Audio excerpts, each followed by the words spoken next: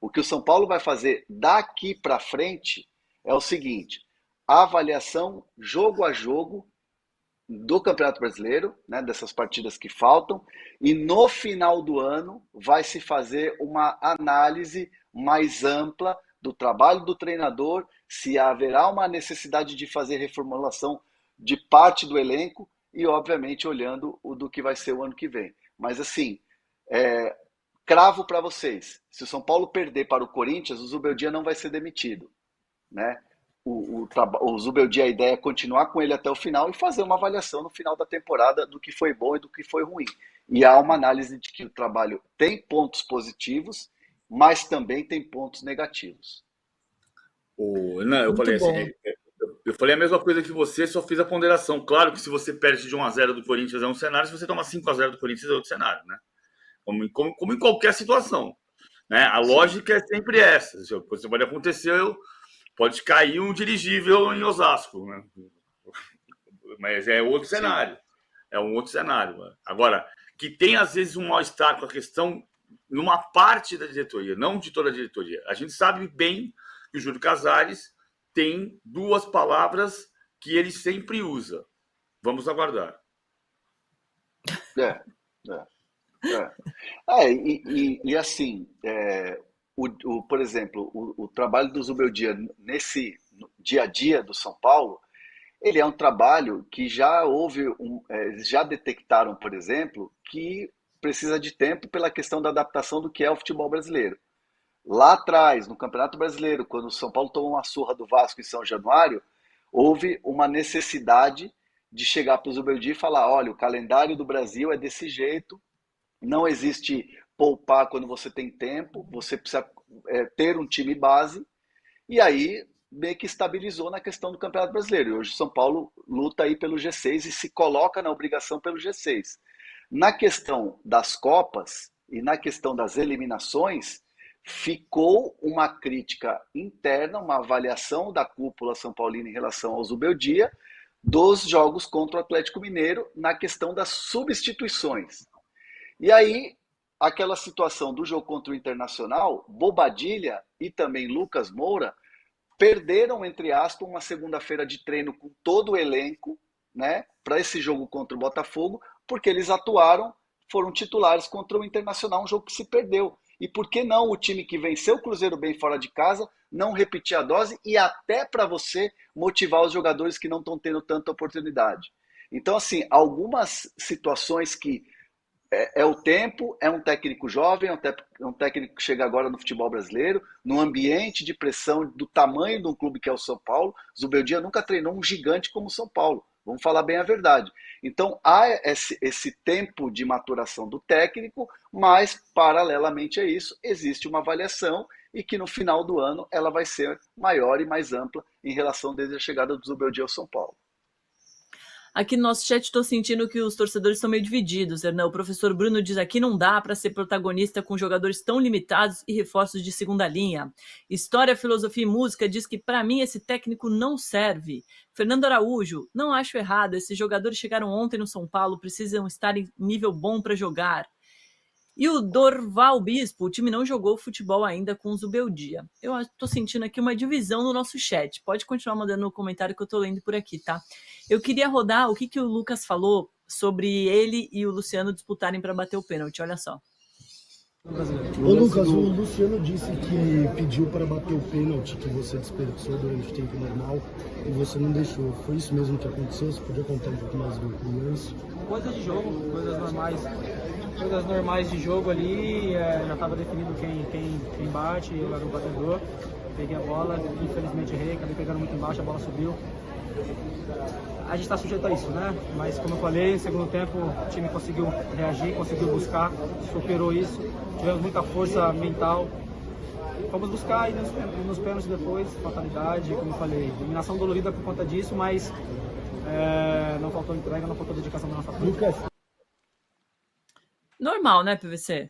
Pediu para bater, o Lucas, que nunca erra, foi bater e errou. O Lucas perdeu o pênalti já, desde que ele voltou para São Paulo. Mas, assim, o que eu acho engraçado não vou criar uma crise nisso aqui, só uma observação. Se é do jogo, Por que o Luciano falou que ele pediu para bater o pênalti? Pode ter sido perguntado. Uma coisa é você falar, ô Luciano, você pediu para bater o pênalti? Ali teve a conversa de você bater o pênalti? Eu pedi, eu falei para ele que eu estava confiante que ia bater o pênalti. O Lucas bateu e infelizmente perdeu. Você responde isso, você já jogou. Toma a bomba, ó, batata, já brincou de batata quente? Batata quente, queimou.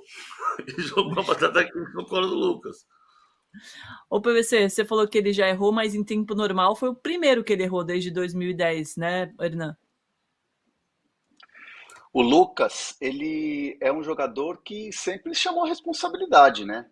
O Lucas, ele bate pênalti, ele treina pênalti, assim como o Luciano também treina pênalti. O Galopo, mesmo não sendo utilizado, ele é o melhor batedor que hoje o São Paulo tem, mas é um jogador que não está sendo nem relacionado.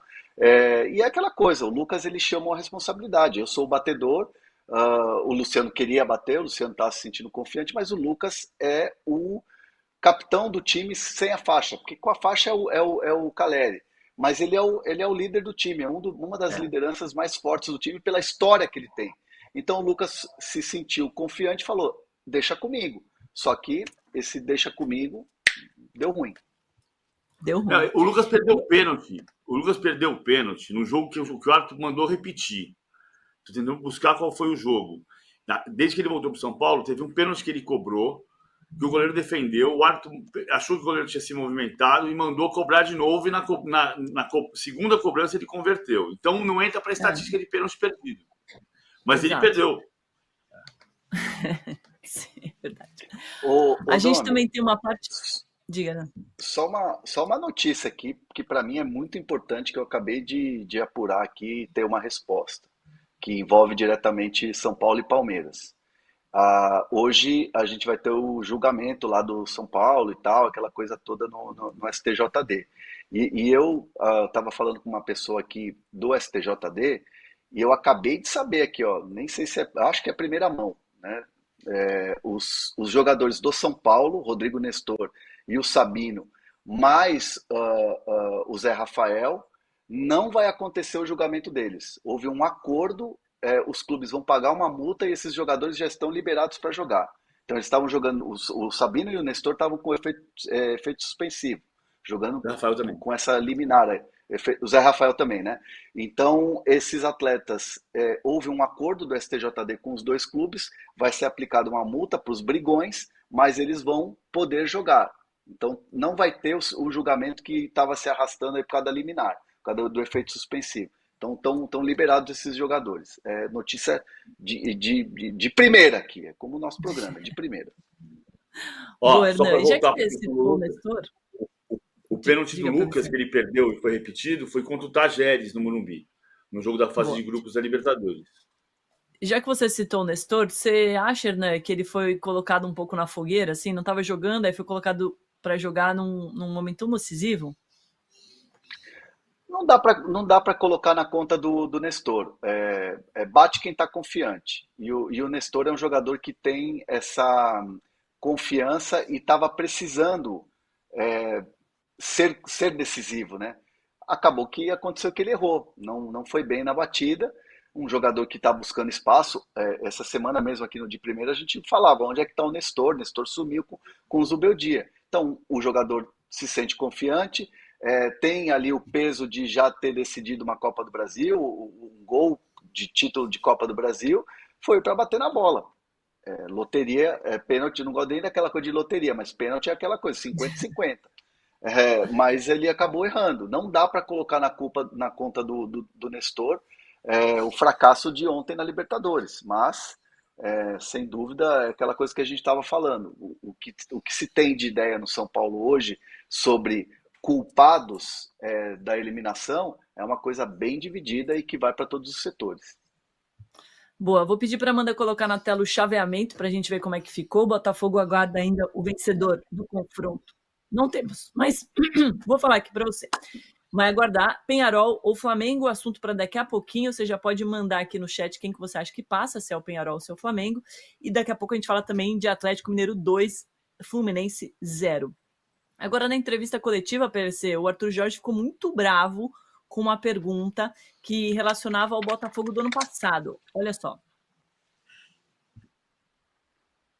Ih, não chegou, tá chegando. Enquanto isso, daqui a pouco a gente roda. Temos imagens da festa da torcida do Botafogo no Morumbi, André, né?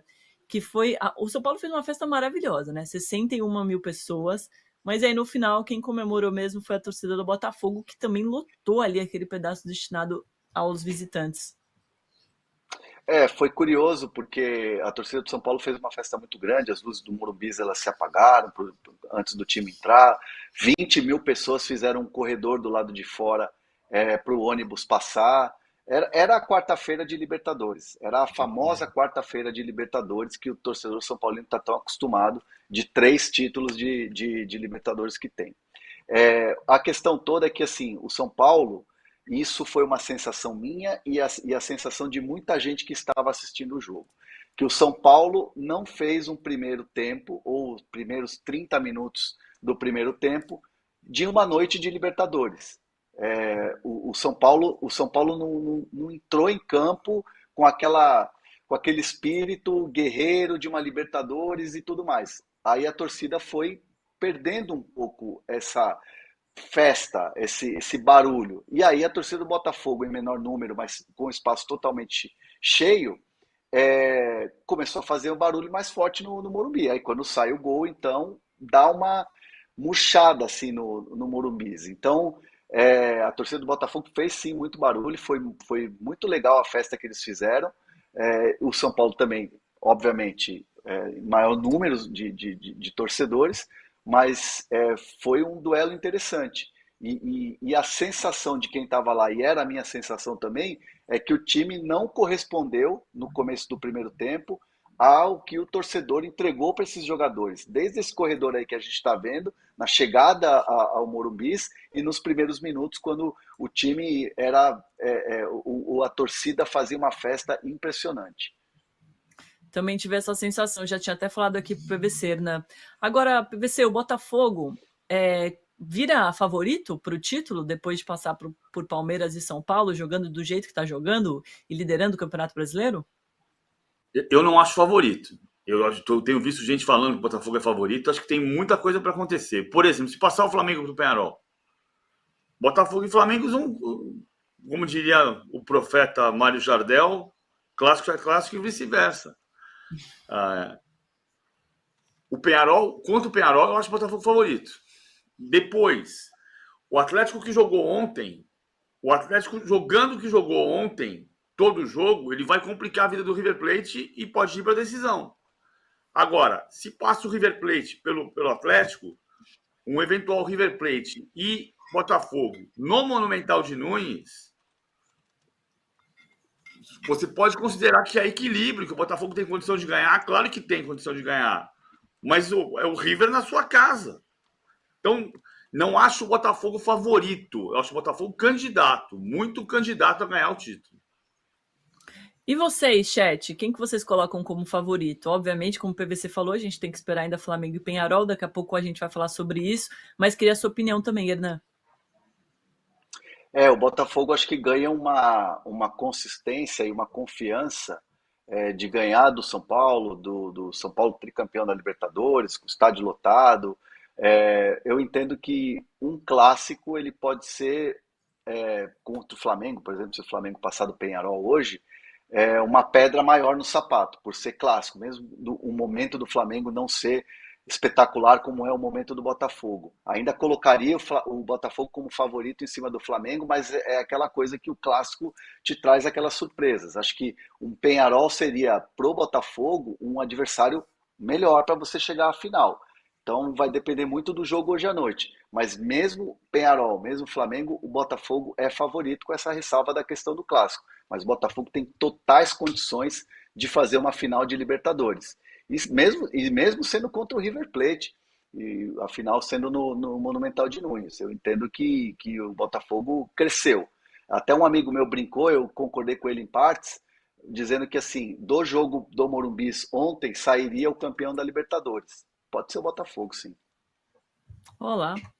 Ô, PVC, essa parte da entrevista que a gente queria rodar do Arthur Jorge é justamente sobre essa questão do Botafogo não ser o Botafogo do ano passado, né? Eu não queria usar a palavra amarelou, entregou, nem nada, mas da mentalidade, talvez, né?